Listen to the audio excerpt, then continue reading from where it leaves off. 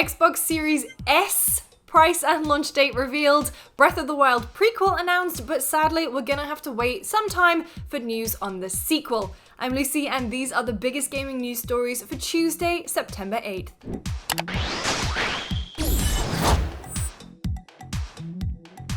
Officially the worst kept secret in gaming, but Microsoft has now officially announced the Xbox Series S, the cheaper alternative to the upcoming Series X.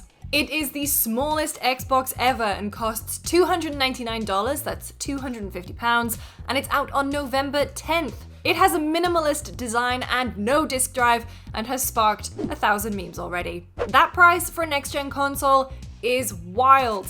We're still waiting for the price and date for the more powerful Series X. They're not confirmed yet, but there is a report from Windows Central that claims that November 10th will be the launch of the Series X as well, but it will have a $499 price tag. We can't say if that report is accurate just yet, but they did correctly leak the Series S for what it's worth. Alright Sony, it's your move!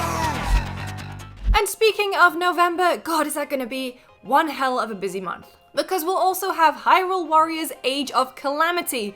Now, it's another Dynasty Warriors style Musou game, and it's set 100 years before the events of Breath of the Wild. It's not a 100% combat game though, it will have traditional puzzles too, using the Sheikah Slate. Link and Zelda are playable once again, but you can also play as the 4 champions. The key art also shows a small guardian, so that might be a playable character too. The game's coming out on November 20th.